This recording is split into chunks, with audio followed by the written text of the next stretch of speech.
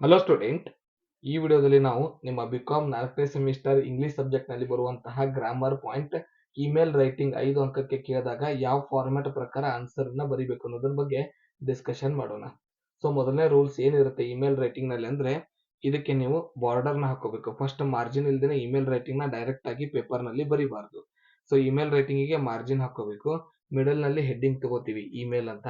So email writing ಗೆ email ಅಂತ heading ತಗೋತೀವಿ, ಮಾರ್ಜಿನ್ ಹಾಕೊಂತೀವಿ. ಸೊ ಇದರಲ್ಲಿ ಬರುವಂತ ಫಸ್ಟ್ ಫಾರ್ಮ್ಯಾಟ್ ಹೇಳ್ತೀನಿ. ಫ್ರಾಮ್ ಅನ್ನೋದು ಒಂದು ಇಮೇಲ್ ಐಡಿ ಬರಿಬೇಕು, ಟು ಅನ್ನೋದಕ್ಕೆ ಒಂದು ಇಮೇಲ್ ಐಡಿ ಬರಿಬೇಕು, carbon copy, block carbon copy, subject, greeting, body of the email, thank you ಮತ್ತೆ ಸಿಗ್ನೇಚರ್. ಸೊ ಇದು ಫಾರ್ಮ್ಯಾಟ್ ಇರುತ್ತೆ. ಸೊ ಈ ಫಾರ್ಮ್ಯಾಟ್ ನ ನೀವು ಬರೆಯುವಾಗ ಮೊದಲಿಗೆ ಇಮೇಲ್ ರೈಟಿಂಗ್ಗೆ ಫ್ರಾಮ್ ಅನ್ನೋದಕ್ಕೆ ಒಂದು ಇಮೇಲ್ ನ ತಗೋಬೇಕು. ಸೊ ಇಮೇಲ್ ನೀವು ಯಾವ್ದಾದ್ರು ಒಂದು ನೇಮ್ ಅಥವಾ XYZ ಅಂತ ಬರೆದು @gmail.com. ಸೊ ಈ ಮತ್ತು ಜಿಮೇಲ್, yahoo.com ಬೇಕಾದ ನೀವು ಇಮೇಲ್ ಸರ್ವರ್ ನ ಹೆಸರನ್ನ ಬರೀಬಹುದು. ಸೊ ಒಟ್ಟು ಕಂಪಲ್ಸರಿ ಇಮೇಲ್ ನಲ್ಲಿ ಈ ಮತ್ತೆ ಯಾವ್ದಾದ್ರು ಒಂದು ಇಮೇಲ್ ವೆಬ್ಸೈಟ್ ನ yahoo.com ಅನ್ನೋದು ಒಂದು ಇಮೇಲ್, hotmail.com ಅನ್ನೋದು ಒಂದು ಇಮೇಲ್ ಐಡಿನೇ. ಸೊ ನೀವು ಹೆಸರು ಬರೆದು ಮುಂದೆ ಮೇಲಿಂಗ್ ಕಂಪ್ನಿನ ಮೆನ್ಷನ್ ಮಾಡ್ಬೇಕಾಗತ್ತೆ. ಇಲ್ಲಿ ನಾನು ಜಿಮೇಲ್ ನ ಎಕ್ಸಾಂಪಲ್ ಆಗಿ ತಗೊಂಡಿದ್ದೀನಿ, akshay@gmail.com ಅಂತ ಬರೆದಿದ್ದೀನಿ. ನೆಕ್ಸ್ಟ್ ಟು ಅಡ್ರೆಸ್ ಒಂದು ಸೇಮ್ ಮೇಲ್ ಐಡಿ ಬರಿಬೇಕು ಯಾವ್ದಾದ್ರು ಒಂದು. ಇಲ್ಲಿ ನಾನು vinod@gmail.com ಅಂತ ಬರೆದಿದ್ದೀನಿ. ಕಾರ್ಬನ್ ಕಾಪಿ CC ಯಲ್ಲಿ vikas@gmail.com ಅಂತ ಬರೆದಿದ್ದೀನಿ. BCC ಯಲ್ಲಿ anil@gmail.com ಅಂತ ಬರೆದಿದ್ದೀನಿ. ಫ್ರಾಮ್ ಅಂದ್ರೆ ಯಾರಿಂದ ನಾವು ಕಳಿಸ್ತಾ ಇದ್ದೀವಿ, ಟು ಯಾರಿಗೆ ಕಳಿಸ್ತಾ ಇದ್ದೀವಿ. ಕಾರ್ಬನ್ ಕಾಪಿ ಒಂದು ಎಕ್ಸಾಂಪಲ್ ಯಾರ್ಯಾರಿಗೆ ಮತ್ತೆ ಹೋಗಿದೆ ಇದ್ರದ್ದು copy. Next block carbon copy ಯಾರು ಇದನ್ನ ಫಾರ್ವರ್ಡ್ ಮಾಡೋದಕ್ಕೆ ಪರ್ಮಿಷನ್ ಇದೆ. So from to carbon copy, block carbon copy, BCC. So ಇಲ್ಲಿ ಮಟ್ಟ 4 ಇಮೇಲ್ ನ ಮೆನ್ಷನ್ ಮಾಡೋದು ಮೊದಲೇ ಫಾರ್ಮ್ಯಾಟ್. ಸೊ ಪ್ರತಿಯೊಂದು ಬರೆದ ನಂತರ ಒಂದು ಎಂಡಿಂಗ್ ಲೈನ್ ನ ಎಳಿಬೇಕಾಗುತ್ತೆ ಇದಕ್ಕೆ. ಸೊ ಫ್ರಾಮ್ ಆಗಿದ ನಂತರ ನಾ ಇಲ್ಲಿ ಒಂದು ಲೈನ್ ಎಳೆದಿದ್ದೀನಿ, ಟು ಆಗಿದ ನಂತರ ಒಂದು ಲೈನ್ ಎಳೆದಿದ್ದೀನಿ, ಕಾರ್ಬನ್ ಕಾಪಿ ಆದ ನಂತರ ಕೆಳಗಡೆ ಒಂದು ಲೈನ್ ಎಳೆದಿದ್ದೀನಿ, BCC ಆದ ನಂತರ ಒಂದು ಕೆಳಗಡೆ ಲೈನ್ ಎಳೆದಿದ್ದೀನಿ. ನೆಕ್ಸ್ಟ್ ಇನ್ನು ಸಬ್ಜೆಕ್ಟ್ ಬರಬೇಕು. ಸೊ ಸಬ್ಜೆಕ್ಟ್ ಅಂದ್ರೆ ರಿಕ್ವೆಸ್ಟಿಂಗ್ ಅನ್ನೋ ಶಬ್ದ ಕಂಪಲ್ಸರಿ ಬರಿತೀವಿ. ಸೊ ಈ ರಿಕ್ವೆಸ್ಟಿಂಗ್ ಅನ್ನೋ ಪದನ ಬರೆದು ಕ್ವಶನ್ ಅಲ್ಲಿ ಎದಕ್ ನಾವು ಮೇಲ್ ಬರೆಯೋ ಟಾಪಿಕ್ ಕೊಟ್ಟಿರ್ತಾರೆ, ಅವರು ಕ್ವಶನ್ ಅಲ್ಲಿ ಇರುತ್ತೆ ಎದಕ್ ನೀವು ಮೇಲ್ ಬರಿಬೇಕಾಗಿದೆ ಅನ್ನೋ ಮ್ಯಾಟರ್ ಇರುತ್ತೆ. ಸೊ ಇದರಲ್ಲಿ ನಾನು ತಗೊಂಡಿರುವಂತ ಎಕ್ಸಾಂಪಲ್ 2 ದಿನದ ರಜೆ ಕೋರಿ ಮೇಲ್ ಹಾಕ್ತಾ ಇದೀವಿ. So requesting for 2 days leave ಅಂತ ನೀವು ಕ್ವಶನ್ ಆನ್ಸರ್ ಆಗಿ ಬಳಸ್ಕೋಬಹುದು. ಅಥವಾ ಆರ್ ಕ್ವಶನ್ ಅಲ್ಲಿ ಇರುವಂತ ಬೇರೆ ಒಂದು ಎಕ್ಸಾಂಪಲ್, ಒಂದೆರಡು ಎಕ್ಸಾಂಪಲ್, ನೀವು ಮಾರ್ಕ್ಸ್ ಕಾರ್ಡ್ ಗೋಸ್ಕರ ಮೇಲ್ ಮಾಡ್ತಾ ಇದ್ದೀರಾ ಪ್ರಿನ್ಸಿಪಲ್ ಅಂತ ಅನ್ಕೊಳ್ಳಿ. Requesting for your previous year marks cards. ಯಾವುದೇ ಮ್ಯಾಟರ್ ಇರಲಿ, ಅದು ಪ್ರಮೋಷನ್ ಗೋಸ್ಕರ ಇರಬಹುದು, ಟ್ರಾನ್ಸ್ಫರ್ ಗೋಸ್ಕರ ಇರಬಹುದು, ರಜೆಗೋಸ್ಕರ ಇರಬಹುದು, ಅಥವಾ ಜಾಬ್ ನಿ ಬಿಡ್ತಿರುವಂತ ರೆಸಿಗ್ನೇಷನ್ ಬಗ್ಗೆ ಇರಬಹುದು. ಸೊ ಕಾಲೇಜಿಗೆ ಅಥವಾ ನಿಮ್ಮ ಏನು ಎಜುಕೇಶನ್ ಇನ್ಸ್ಟಿಟ್ಯೂಷನ್ ಇರುತ್ತೆ ಅದಕ್ಕೆ ಬರೆದಿರುವಂತ ಮೇಲ್ ಇರಬಹುದು. ಪ್ರತಿಯೊಂದಕ್ಕೂ ನಾವು ಫಸ್ಟ್ ವರ್ಡ್ ರಿಕ್ವೆಸ್ಟಿಂಗ್ ಅನ್ನೋ ಪದನ ಬಳಸಿ ಕ್ವಶನ್ ಅಲ್ಲಿರುವಂತ ಟಾಪಿಕ್ ನ ನಾವು ಎಂಟ್ರಿ ಮಾಡ್ತೀವಿ. ಸೊ ಇದರಲ್ಲಿ 2 days ಲೀವ್ ಇದೆ, ರಿಕ್ವೆಸ್ಟಿಂಗ್ 2 days ಲೀವ್ ಅಂತ ಬರೆದಿದ್ವಿ. ಸೊ 5 ಫಾರ್ಮೆಟ್ ಕಂಪ್ಲೀಟ್ ಆದಂತೆ. 6ನೇದು ಏನಿರುತ್ತೆ, ಗ್ರೀಟಿಂಗ್ ಮಾಡಬೇಕು.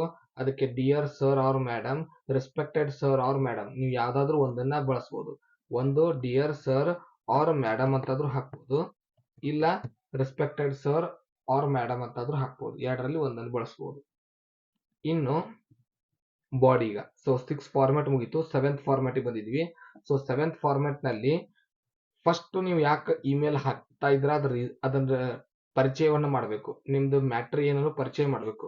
ಈಗ ಇದಕ್ಕೆ ನಾವು ಈ ಕೇಳಿರುವಂತ 2 ದಿನದ ರಜೆ ಕ್ವಶನ್ ಗೆ ಇದನ್ನ ಫಾರ್ಮ್ಯಾಟ್ ಅಪ್ಲೈ ಮಾಡಿ ಆನ್ಸರ್ ಬರೆದ್ರೆ I am writing this mail for 2 days leave ಇದಾಗುತ್ತೆ answer.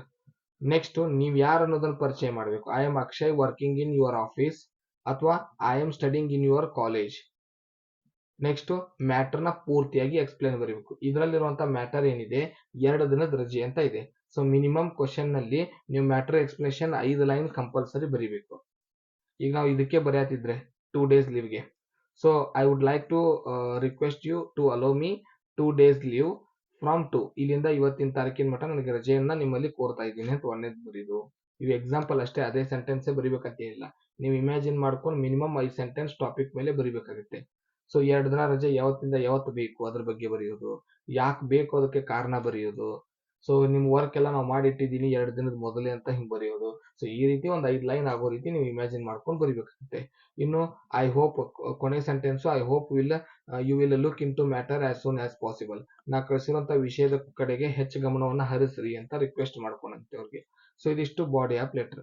So body of letter ನಲ್ಲಿ ಏನೇನು ಬರಬೇಕು, ಯಾಕೆ ನಾವು ಬಾಡಿ ಆಫ್ ಇಮೇಲ್ ನಲ್ಲಿ ಏನ್ ಬರಬೇಕು, ಯಾಕೆ ನಾವು ಈ ಮೇಲ್ ನ ಬರಿತಾ ಇದ್ದೀವಿ, ಫಸ್ಟ್ ಟಾಪಿಕ್ ಹೆಸರು ಬರಬೇಕು. I am writing this mail for 2 days leave. Second ಏನ್ ಬರ್ಬೇಕಂದ್ರೆ ನಾವು ಯಾರು ಅನ್ನೋದು ಪರಿಚಯ ಮಾಡಬೇಕು, ಒಂದು ಆಫೀಸ್ ಅಂತ ಅಥವಾ I am studying in your college ಅಂತ ಪರಿಚಯ ಮಾಡ್ಕೋಬೇಕು. ಸೊ ನೆಕ್ಸ್ಟ್ ಏನ್ ಮಾಡ್ಬೇಕಂದ್ರೆ ಮ್ಯಾಟರ್ ಕೊಟ್ಟಿದ್ರ ಮೇಲೆ ಒಂದು 5 ಲೈನ್ ಇಮ್ಯಾಜಿನ್ ಮಾಡಿ ಅದನ್ನ ಇಂಗ್ಲಿಷ್ ನಲ್ಲಿ ಬರಿಬೇಕು. ಸೊ ಕೊನೆ ಸೆಂಟೆನ್ಸ್ ಏನಿರ್ಬೇಕಂದ್ರೆ I hope will look into matter as soon as possible. ನಾನು ನಂಬಿದ್ದೇನೆ ನೀವು ಸಾಧ್ಯವಾದಷ್ಟು ನನ್ನ ವಿಷಯದ ಕಡೆ ಗಮನ ಹರಿಸ್ತೀರಾ ಅಂತ ಬರದಂತೆ. ಸೊ ನೆಕ್ಸ್ಟ್ ಥ್ಯಾಂಕ್ ಯು ಅಂತ ಬರಿಬೇಕು. ಈ ರಿಗಾರ್ಡ್ಸ್ ಅಂತ ಬರೋದು ಇದಕ್ಕೆ ಸಿಗ್ನೇಚರ್ ಅಂತ ಕರಿತೀವಿ. ಸೊ ಹೇಗೆ ಫಾರ್ಮಲ್ ಲೆಟರ್ ಕೈಯಲ್ಲಿ ಬರೆಯುವಂತ ಲೆಟರ್ಗಳಿಗೆ ಕೆಳಗಡೆ ಸಿಗ್ನೇಚರ್ ಮಾಡ್ತಿದ್ವಿ, ಅದೇ ರೀತಿ ಇದೊಂದು ಫಾರ್ಮ್ಯಾಟ್ ಇದೆ. ಇಮೇಲ್ ಐಡಿಗೆ ಇಮೇಲ್ ನಲ್ಲಿ ಸಿಗ್ನೇಚರ್ ಮಾಡೋದಕ್ಕೆ ಬರೋದಿಲ್ಲ. ಸೊ ಇದನ್ನ ಬಳಸ್ತಾರೆ. ರಿಗಾರ್ಡ್ಸ್ ಅಂತ ಬರೆದು ನಮ್ಮ ಹೆಸರು ಅಕ್ಷಯ್.